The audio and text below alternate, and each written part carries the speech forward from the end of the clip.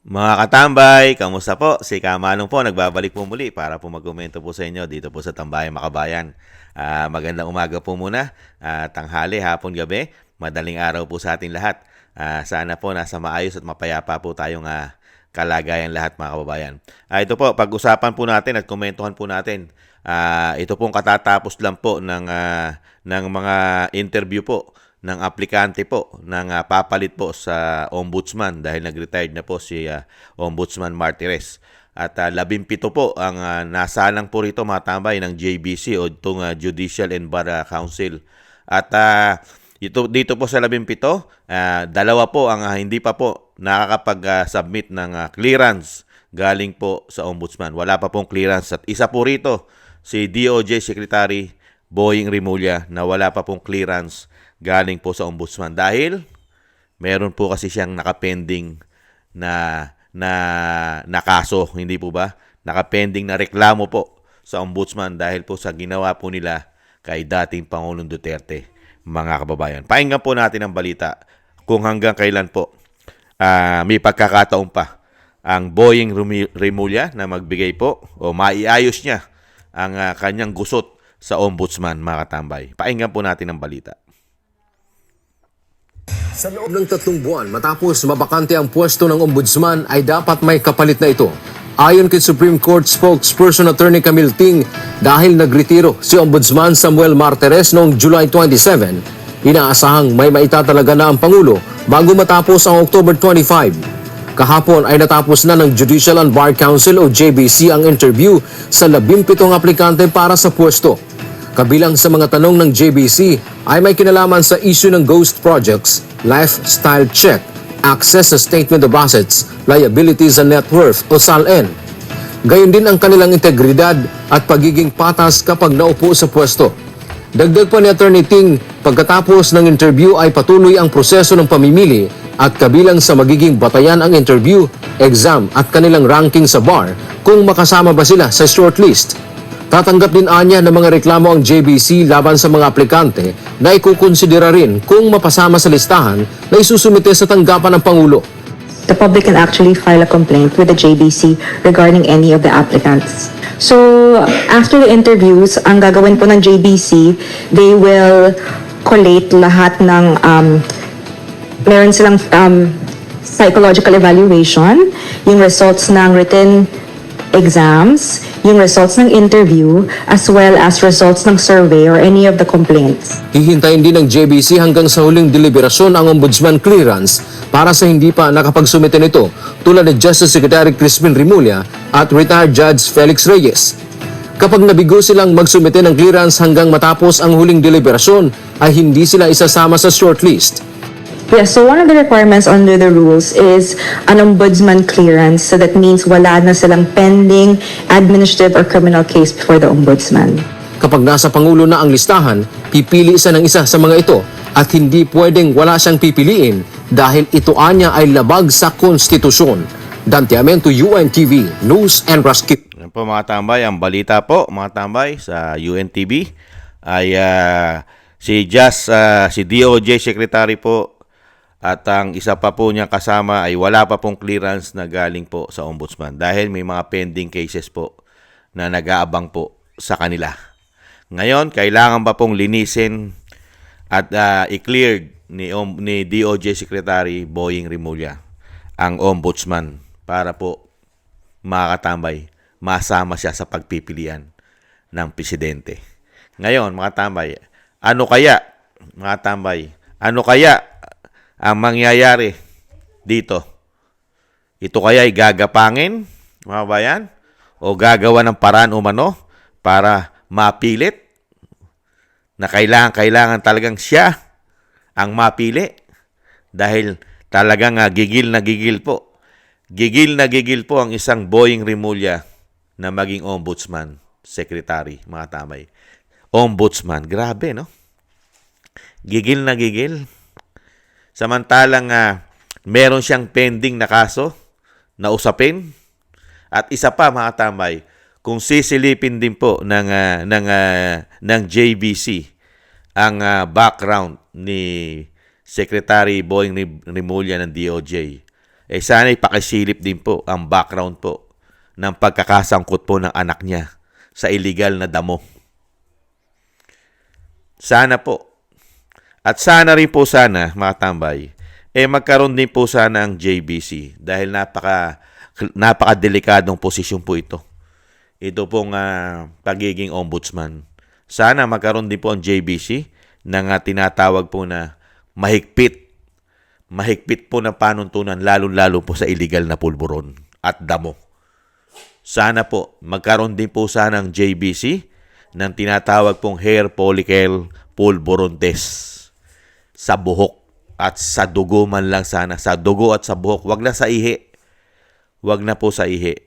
Sa panahon po kasi natin ngayon, ang kailangan po kasi ay sa buhok na mismo kukuhanan para itest ang iyong buhok.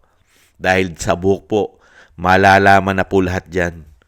At sa dugo. Hindi po ba? Sana po.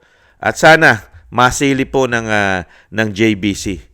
Ito pong issue, yung background po na issue, na sa loob lang ng 3 buwan at wala pang 3 buwan kung hindi nagkakamali si Kamanong, absuelto na po ang kaso ng kanyang anak dahil siya po ay DOJ Secretary umano. Sana po, napakabilis. Mga tambay. At yan po napakarami pong hunahuli yan. Mga tambay, kilo. Kung hindi po nagkakamali si Kamanong, kilo ang nahuli dyan at imported pa. Galing na ibang bansa yung high grade na damo. Mga tambay, ibang klase. Mga kababayan. At syempre po, silipin din po sana ng JBC ang mga ginawa aksyon nito bilang DOJ Secretary sa kanyang pamumuno. Sa kanyang pamumuno ay sana i-background check din po kung anong klaseng pamumuno ang ginawa niya sa loob ng 3 taon mahigit bilang DOJ Secretary. Mga kababayan. Hindi po ba? Kung anong klase po pamumuno, masilip man lang sana. At syempre po, baka naman po hindi na rin to makalusot, mga kabayan, dahil siya po ay hindi rin naging justice o judge, mga kabayan. At syempre, isa po siyang politiko. Matagal po siyang politiko, mga kabayan, sa Cavite. Politiko. At syempre po, ibang klase po ang pagiging politiko niya umano. Sana hindi po siya yung tinatawag na gapangin. At syempre po, ang nagiging basihan na lang po kasi diyan, mga tambay, ang isa pong kulang na lang sa kanya. Kasi baka po magawan nila ng paraan umano. Ito na lang po, kaisa-isang kulang na lang po. Kaisa-isang kulang na lang po na hindi po na isasubmit ni Boying Rimulya ang kanya pong clearance na manggagaling po sa ombudsman. Mga kabayan, sana naman, mga kabayan, ay hindi po maibasura o makleared ang issue na isinampas sa kanya ng isang kapatid na senadora ni BBM, mga tambay. Sana hindi naman po katigan at sana po hindi ibasura ang reklamo po na ginawa po dito, lalo-lalo po sa pagdakip na hindi nakakuha ng due process ang dating Pangulong Duterte.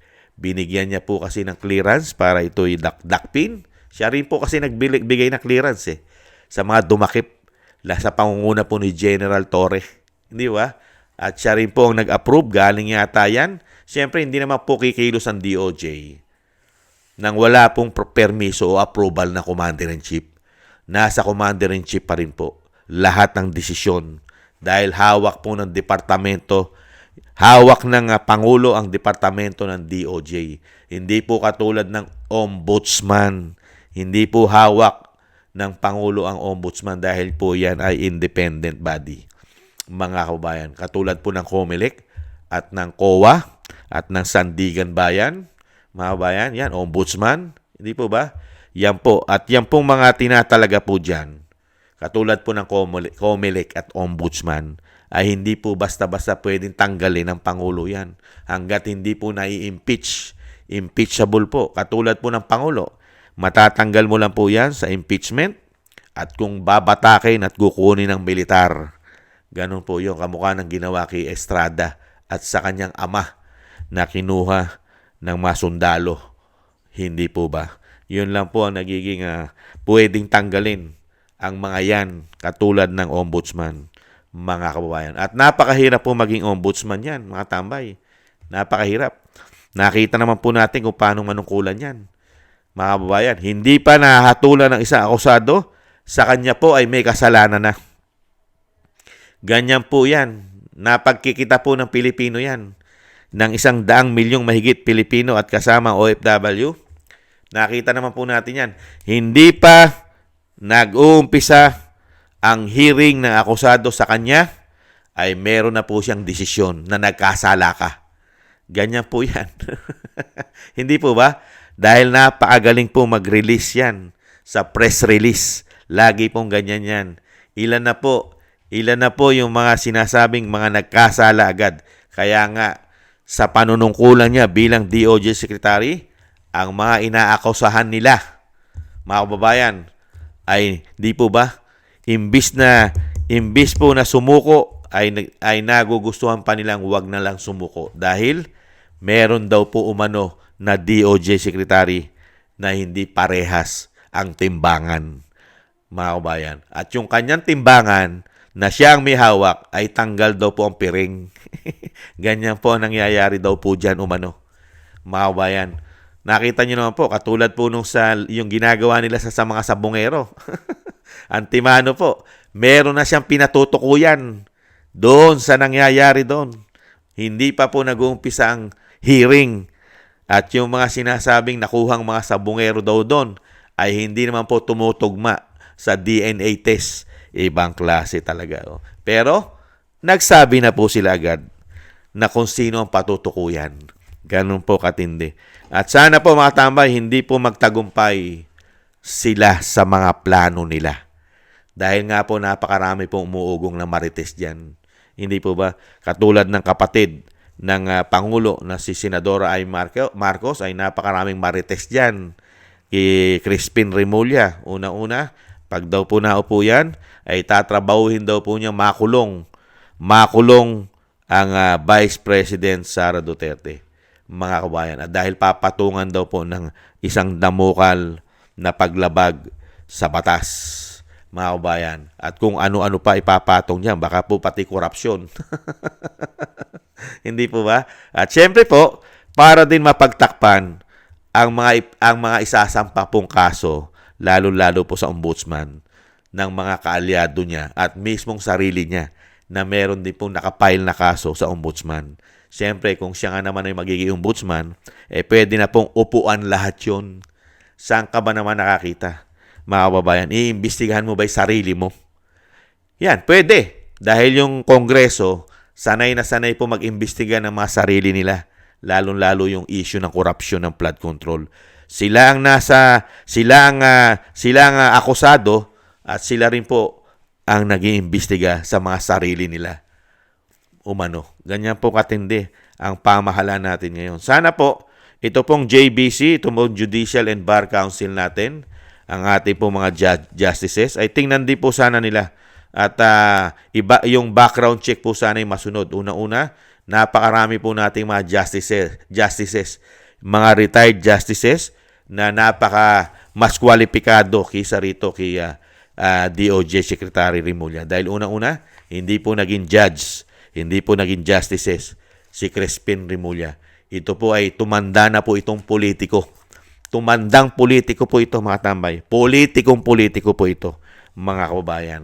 At napakarami rin po nito na sinasabi po na pinoprotektahan, lalong-lalo po ang mga negosyo daw po nito umano, mga kabayan. At lalong-lalo raw po yung kanila raw po mga pogo, yung kanila daw po mga pogo umano sa Cavite. Totoo po ba yon? Nananatiling may mga pogo? Binago lang daw po pangalan. Hindi na pogo.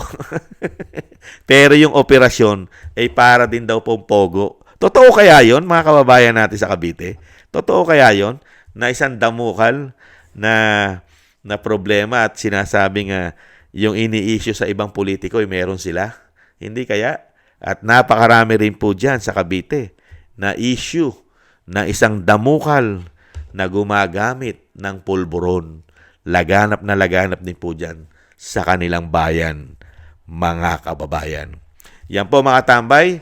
Sana po ang hiling po natin na hindi po ito katigan ng JBC at lalong-lalo po wag po sanang maibasura man lang at makleared ang isang DOJ Secretary sa Ombudsman, lalong-lalo po sa ginawa nila kay dating Pangulong Duterte na hanggang ngayon po ay wala pa rin po nilalabas ang Ombudsman, mga kabayan, kung tuluyan na pong itong ikakasuhan ang mga sangkot sa ginawa nila kay dating Pangulong Duterte. Sana po, hindi po ito ma-hocus-pocus at hindi lang po mabaliwala ang ginawa nila kay dating Pangulong Duterte. Hindi po sana.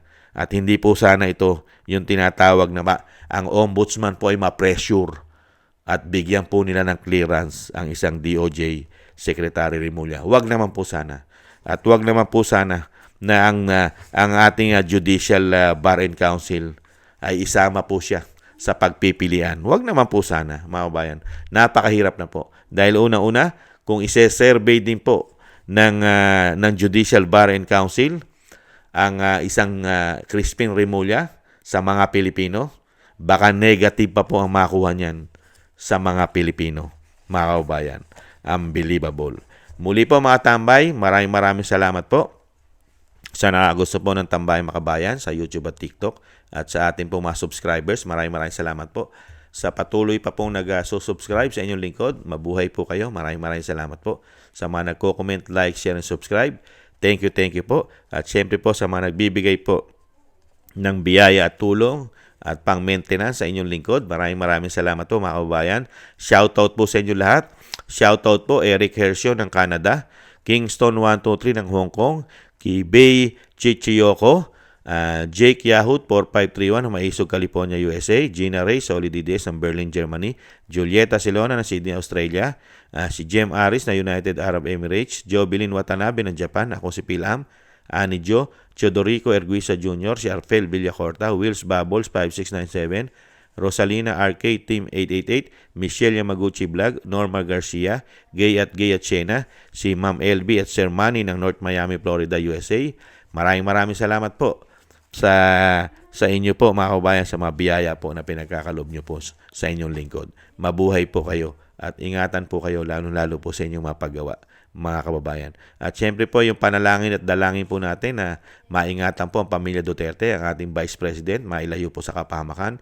Ganon din po ang dating Pangulong Duterte, mailayo po sa kapahamakan at mabdugtungan pa po ang kanyang buhay at kalakasan at makabalik po sa lalong mabilis sa ating bansa. Maraming salamat po sa mga dasal, mga kababayan. At ganon din po tayo mga kababayan, mag-ingat po at magdasal nang maingatan po ang ating buong sambayanan. Thank you po mga kababayan. Sa muli, bye-bye!